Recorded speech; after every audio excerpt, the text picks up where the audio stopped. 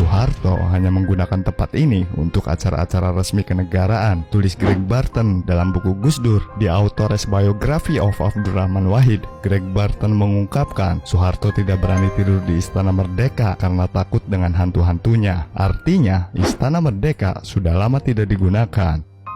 Cerita tentang Istana Merdeka yang berhantu sudah dialami keluarga Presiden pertama Soekarno, Putri Bung Karno, Sukmawati Soekarno Putri kerap melihat orang kesurupan, hingga petugas istana yang melihat sesosok misterius. Saya pernah menanyakan kepada Dik Sukma, apakah betul ada setan di situ? Tiap hari ada sosok yang dikira teman petugas istana, ternyata bukan, kata Putri Bung Hatta, Mutia Hatta, pada tayangan Mata Najwa. Saya pernah mendengar orang mandi, tapi ketika dilihat itu tidak ada air sama sekali. Dan saya sama Mbak Pujarti itu, kita lari setengah mati ketakutan. Jadi mendengar suara seolah-olah orang mandi?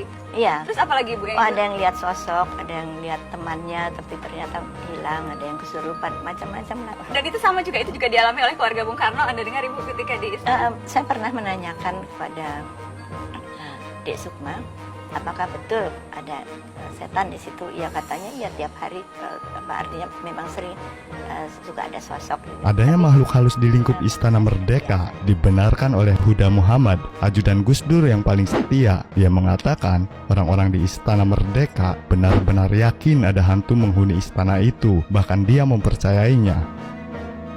Kalau saya sendiri memang merasakan banyak hantu di situ, wong sudah berpuluh-puluh tahun tidak digunakan, serem memang, ujarnya kepada merdeka.com. Dia mencontohkan, untuk membersihkan lantai 4 dan 5 di Wisma Negara saja, tidak ada yang berani, takut dengan hantu yang menunggu di sana. Saking takutnya, pekerja istana tidak ada yang memberi makan ikan arwana yang berada di lantai tersebut hingga akhirnya mati. Nggak ada yang berani, ikan arwana sampai mati di akuarium, nggak diberi makan karena takut, ujarnya. Demikianlah Bray Soeharto yang tak pernah tidur di istana selama 32 tahun yang dilansir dari merdeka.com. Bagaimana pendapat kalian?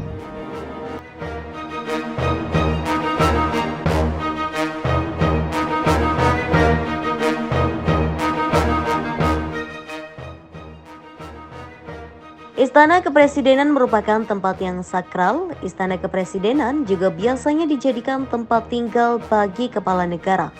Selain itu, Istana Kepresidenan juga berfungsi sebagai lokasi acara-acara kenegaraan yang digelar. Indonesia memiliki beberapa istana kepresidenan. 2 diantaranya berada di Jakarta dan berada di area kompleks yang sama, yaitu Istana Negara dan Istana Merdeka. Istana Merdeka yang dibangun tahun 1873 ini konon berhantu. Memang sampai saat ini faktanya hanya ada 2 orang presiden yang pernah menetap lama di Istana Merdeka, yaitu Presiden Soekarno dan Gus Dur. Dikutip dari akun YouTube ipedia.id, ada cerita unik ketika Gus Dur sekeluarga pindah ke istana. Mereka dihentikan di pintu masuk dan diberitahu bahwa mereka harus bernegosiasi dengan roh halus penjaga istana. Mereka percaya bahwa istana itu memang berhantu, terutama sebuah kamar yang dipakai sebagai tempat penyimpanan bendera pusaka. Ruang itu tertutup dan hanya dibuka setahun sekali.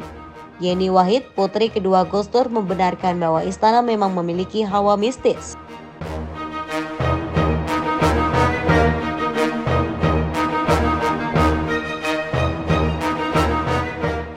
Pernah suatu kali Gus Dur sedang santai duduk di kursi, tiba-tiba kursi yang diduduki Gus Dur itu bergoyang kencang. Lalu Presiden keempat Republik Indonesia itu bicara dalam bahasa Jawa.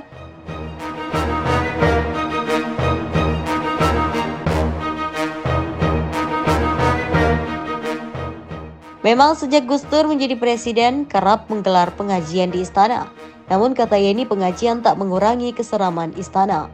Menurut Yeni, Gus Dur beberapa kali digoda makhluk halus di sana. Pernah juga suatu kali saat sedang digelar pengajian, ada pohon di istana yang mengeluarkan asap putih. Tapi menurut Yeni, Gus Dur menjawab,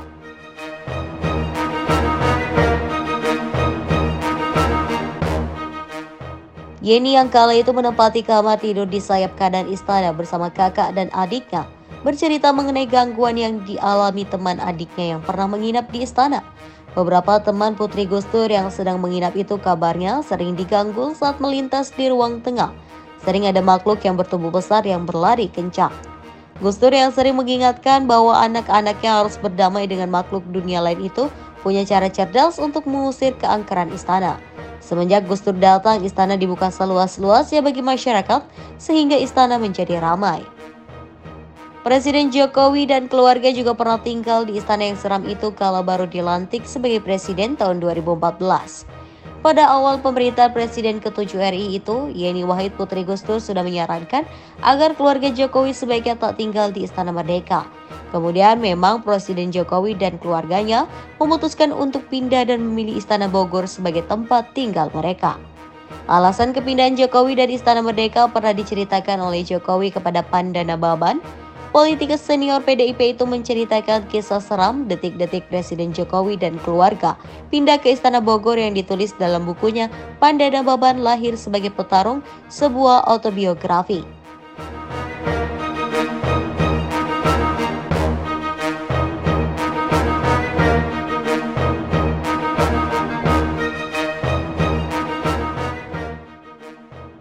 Selain Jokowi, Presiden SBY pernah tinggal sebentar di sana sebelum memilih pindah ke Istana Negara dengan alasan yang tak diketahui.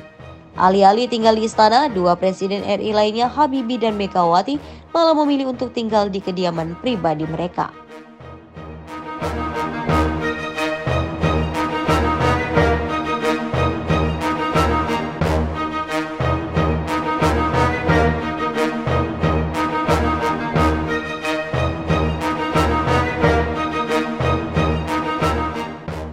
Di balik kemegahan Istana Negara, terselip cerita mistis dan keanehan yang kerap terjadi.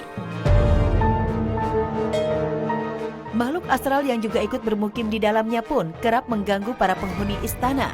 Gedung yang dibangun 1796 ini memang nampak megah dari luar. Namun di dalamnya hawa dingin dan mistis bisa dengan jelas dirasakan. Tak hanya pengunjung saja yang merasakan hal ini, keluarga presiden yang tinggal di dalamnya pun merasakan hal yang sama. Sebut saja keluarga almarhum Gus Dur yang sering diganggu oleh makhluk tak kasat mata. Putri Gus Dur, Yeni Wahid dan Inayah Wahid bahkan sering mendengar suara dari makhluk astral yang masih bergentayangan di dalam gedung istana. Konon katanya para staf juga tak berani membersihkan ruangan yang ada di lantai 4 dan 5 karena keangkerannya.